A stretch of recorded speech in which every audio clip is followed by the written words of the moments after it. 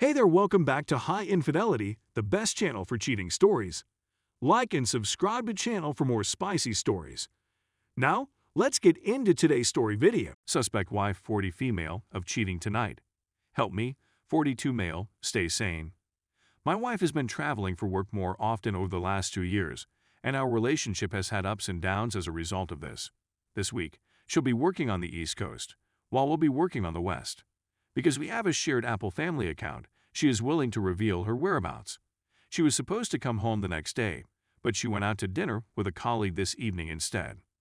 At 9 p.m. PT, I was emailing her about the issues she was having with her children and dogs, and I looked up her location. She often complains about being exhausted, so I'm surprised she hasn't checked into her hotel. I'm going to suppose that dinner was a bit late. Approximately an hour later, 1:30 a.m. at /10:30 a.m. PT, I check her location again, and she is in a residential neighborhood. On Google Maps, there are no motels in the area, only houses, which is disappointing. I tried contacting her many times, thinking maybe the Do Not Disturb function had been activated, but she didn't pick up the phone.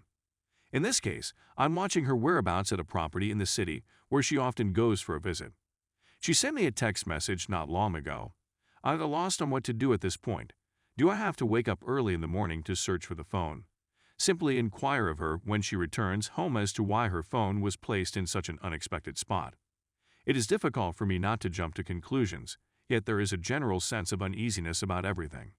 What is my game plan going to be? Edit. She returned to the motel where she had been staying. At 2:30 a.m. PT/5:30 a.m. I took note of the situation. When I attempted to call her at 2:12 a.m. PT, she responded with a text message indicating that she was sleeping.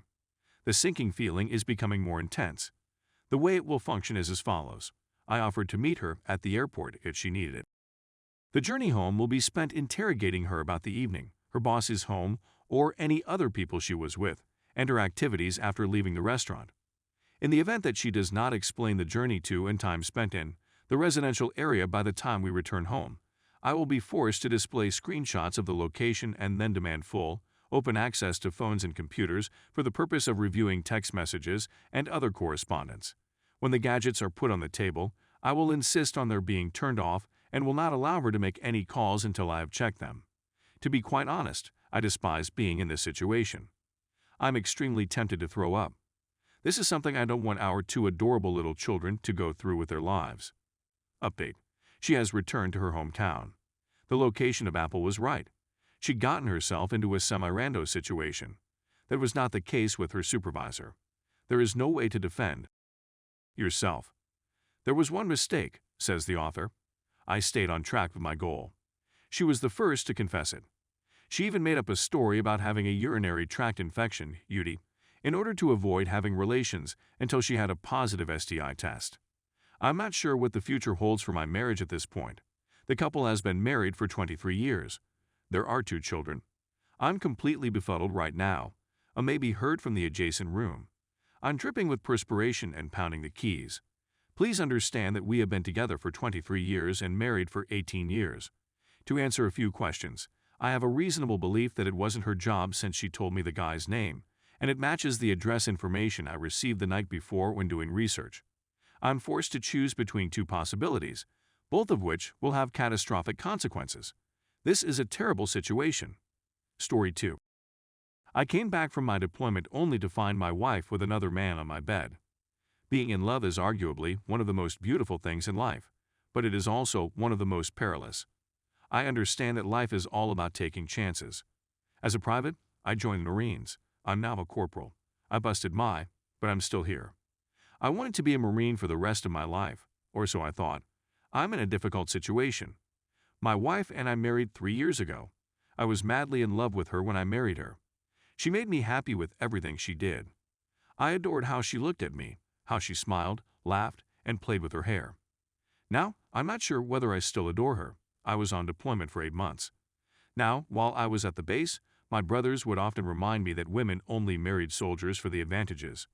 You know, things like benefit payments, healthcare, education, vacations, and so forth. They claim spouses become lonely when we deploy and bring a pal home while I'm here. I didn't pay attention to any of this, did I? Isn't it not true of all women? Well, I'm not sure anymore.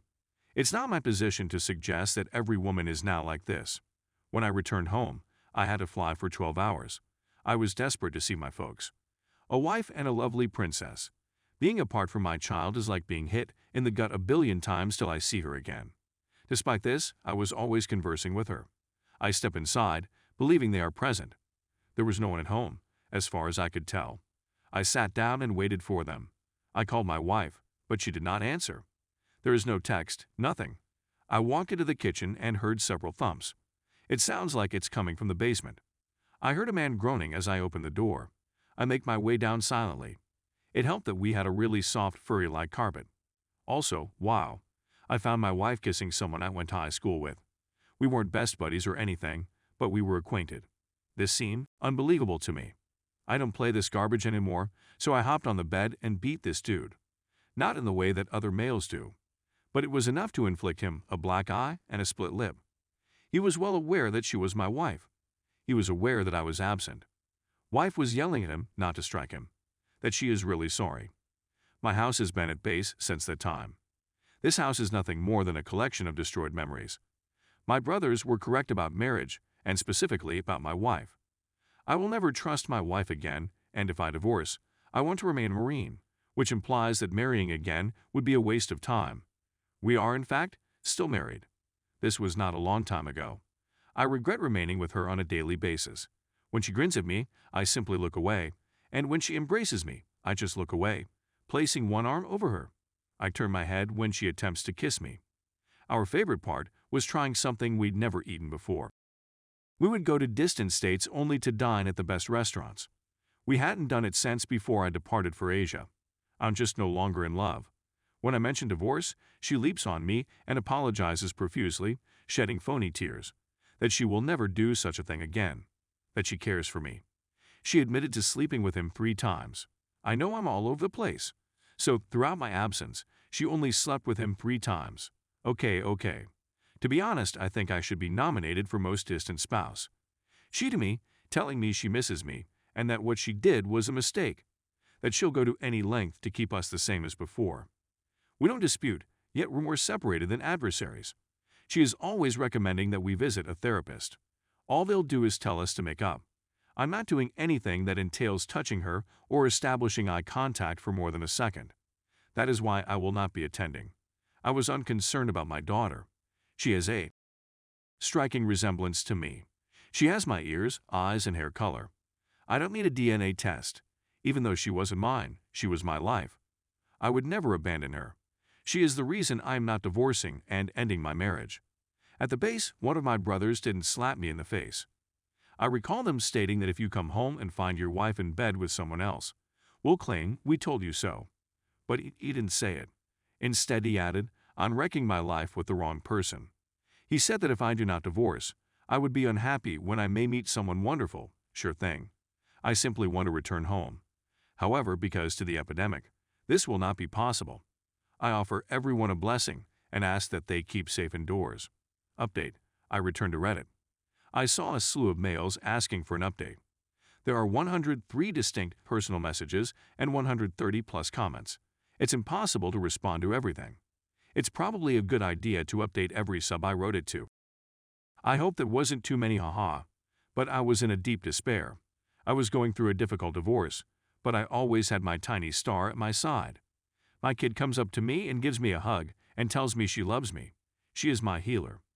I'm feeling considerably better after a long and hard couple of months, but I'll keep going.